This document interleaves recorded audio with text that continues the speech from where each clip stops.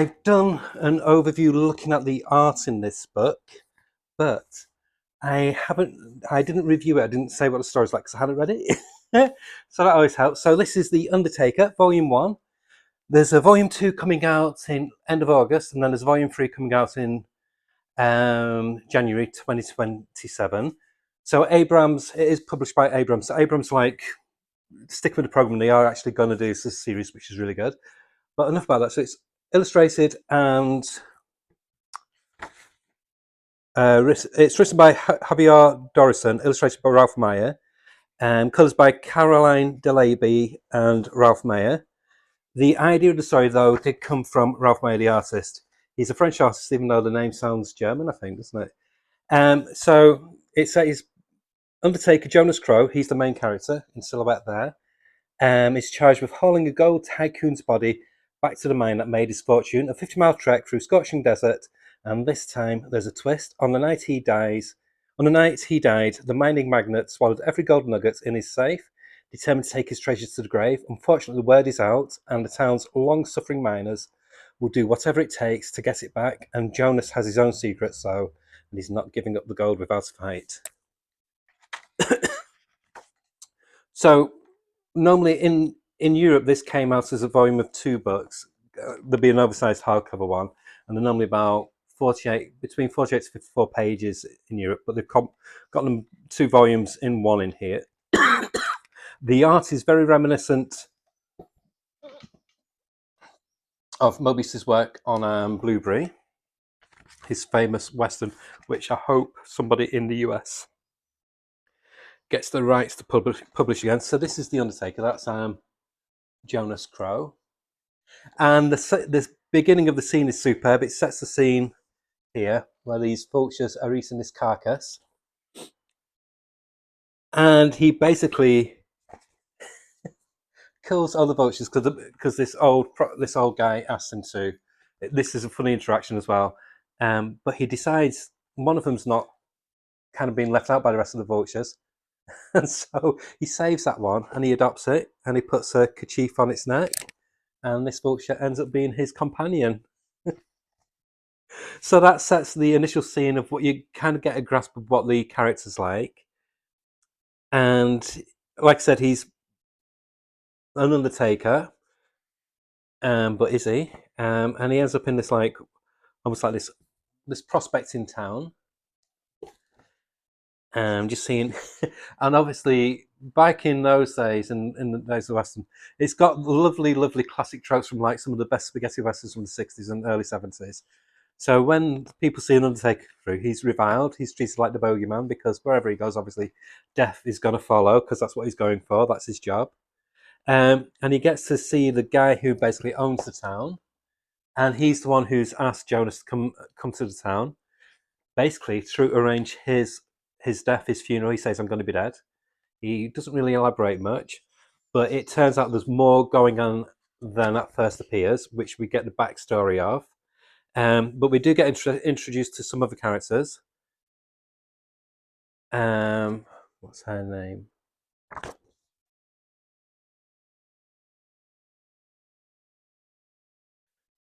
Yeah, so she's like this, like she's like one of the helps of the magnates, the mine magnates.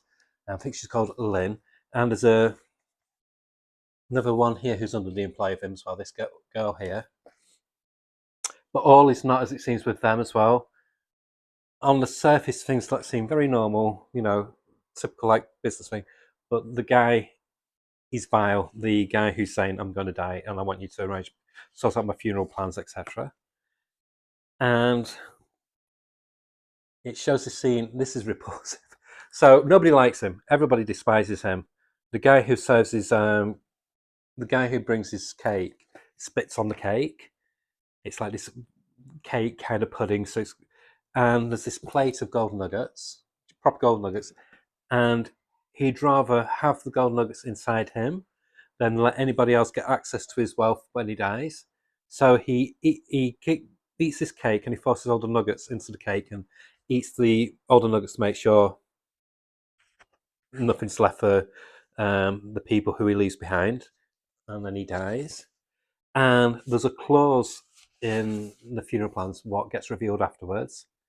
They have got to bury his body in his canyon, not let out onto to his staff, all the miners in the community. Otherwise, if they don't follow through the plan, there's an unnamed hostage. They say um, being held, and if they don't arrive at the location on time, this hostage who they don't know will die, will perish. So they've got this hanging over him. Jonas Stark would be happy just to run away with the money. He's not that bothered, be happy to gut him and keep the calm. But because there's other people invested in as well, this girl here who's in his employ, and like I said, the one that Lynn, the one who's like the right hand person of the magnet, and he agrees to go with it. But before that, there's some classic, wonderful scenes. So there's a scene in the saloon where he's having a steak, and he asks for one for his pet vulture as well. And that puts everybody's nose out of joint because they're all starving miners. I mean, it was the gold rush where once you got the gold, fine, but before then, it was poverty. So there's a wonderful, wonderful saloon fight. He breaks this guy's finger. Turns out this guy is one of the deputies of the sheriff who's basically kowtowing to that mining magnate who has now passed away. So there's another conspiracy going on there, and it's just the physical nature of the book as well. The characterization and the facial expressions, the body language, the fight. It feels you can almost smell like the dust. It feels so much like you're actually watching one of the best, say, spaghetti westerns like A Fistful of Dollars or something like that, or The Good, the Bad, and the Ugly. It's got that kind of thing. You can even hear Ennio Morricone's music playing in the background as you're reading it. But the use of colours as well is just absolutely gorgeous. He's got he does the people fantastic, but not just that. You are thrown into the world of you believe it transports you back to the 1800s. The period costumes are great, the scenery is amazing. There's kind of like this sub story with this guy here who's just kind of like this hapless miner who's basically he's so driven to find gold that he's basically ruining the lives of his wife and his children, and he's basically just digging a hole for himself and he can't get out. And he realizes he's drowning, but he's desperate to find this gold. So this is another story that carries on, and you keep on coming back to little like side snippets of what's going on with him as well. Um, but like I said, there's lots of backstabbing through some no fault of Jonas Crow's himself, but the sheriff and these deputies are plotting against him as well. So they kind of make sure that he ends up in prison, but not just him, but but it doesn't go according to plan, and there's a fantastic 2 pages here of a fight scene, and it holds nothing back. It's just wonderful. And then there's like this wonderful. This. Oh, remember, I'm going to be watching a western after this. I think I'll be watching the Outlaw Josie Wells after this because it just. I love westerns. I mean, I'm of a generation where in the '70s, when you're a kid, a Saturday movie nearly always a western, and of course I adored stuff like all the. Um, this was going to be a short, but it's going to be a waffly one now. That's why I've done it in long form. But I used to love the spaghetti ones. I used to love the Clint Eastwood films. I loved the James Coburn westerns. Um, and then as I got older, I really appreciated like the films by Sam Peckinpah. So westerns are in me. I adore the western genre.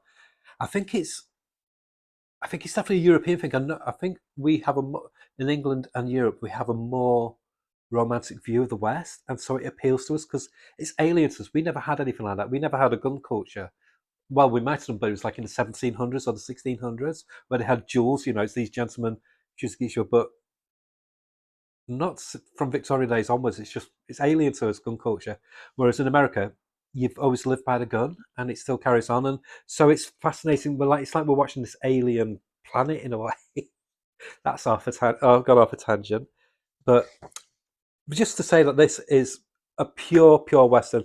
There's no. It's not like say the DC ones where you had like the weird West Tales where there's supernatural elements or there's a western but it went slightly off kilter. It's just a pure western. There's no supernatural elements.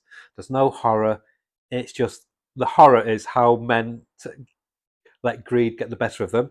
So they basically end up the town gangs up against the three of them, the two women and Jonas Crow, and they get them in prison. But the breakout is superb how they orchestrate it. But I will let you find out for yourself because you really do need to buy this book. I'm just giving you like a few highlights. So they get out of prison, they escape, and the nighttime scene is just gorgeous.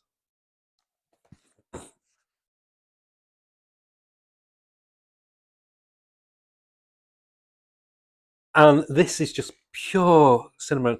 They end up at this bridge, and the bridge becomes a very big plot point for the next, say, 10 or so pages. But just look at the illustration, and then here, the where it's got the silhouette of the bridge, it just shows you the grandeur and the sheer scale of where they are. So they end up getting cornered by the sheriff and his deputies. The sheriff thinks, "Oh, that's fine. We've got them now." But it backfires. Look at that panel there, just wonderful. And Jonas Crow gets the best of them. And there's a reason why. He's not just an Undertaker. He has got a past. I won't reveal what it is because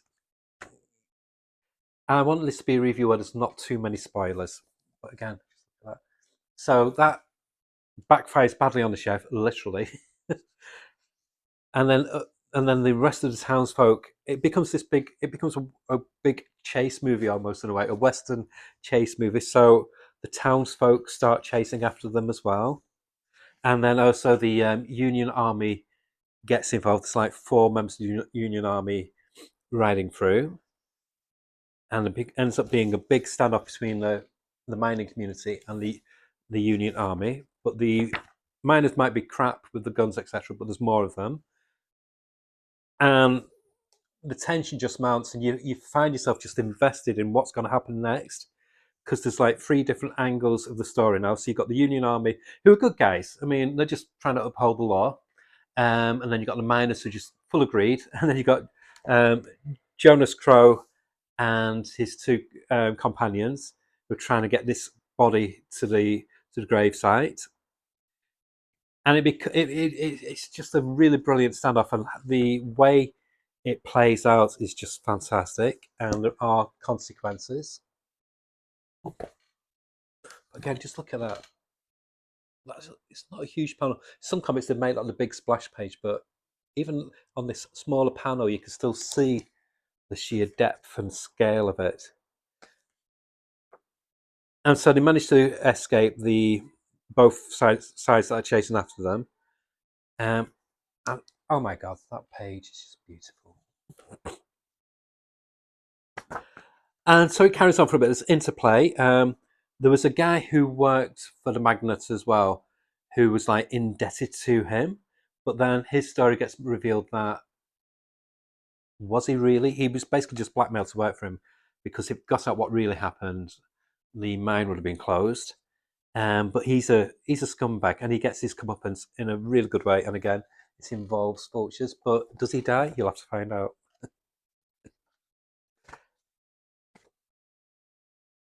And again, moves to nighttime. But then just the tone, it show the shift in tone just by the lighting is just amazing.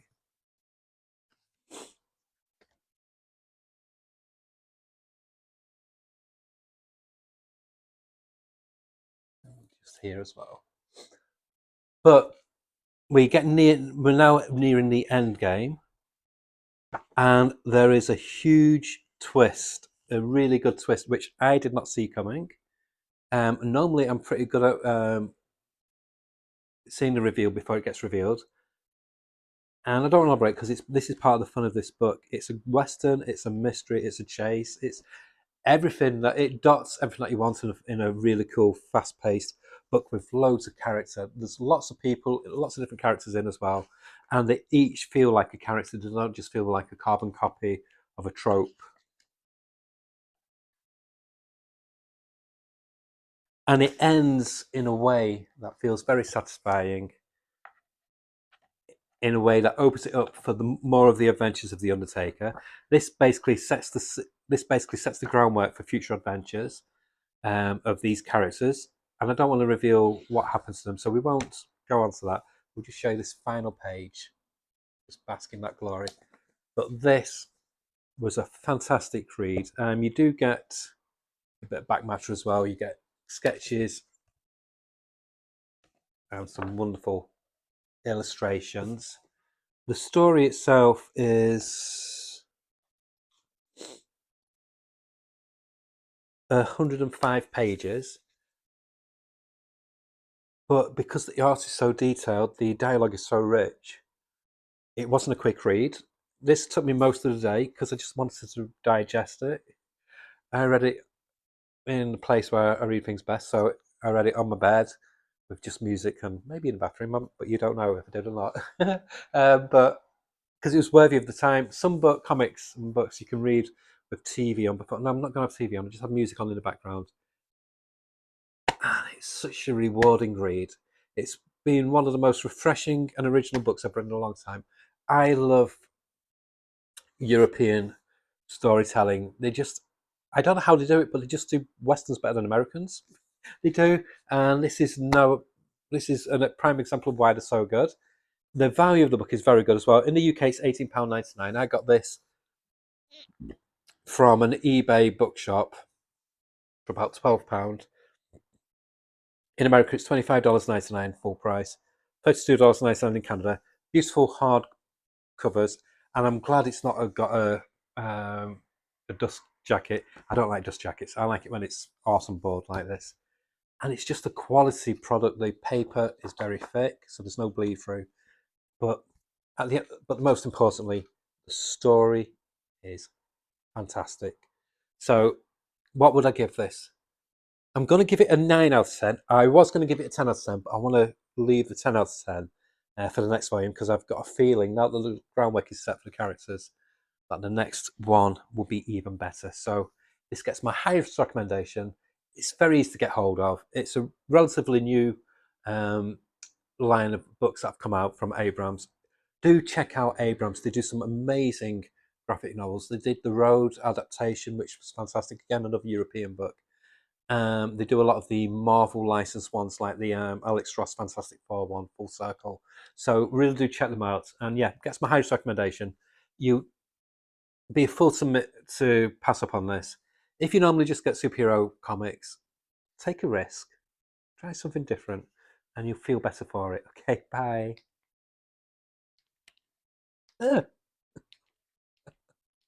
Oh, is it going to make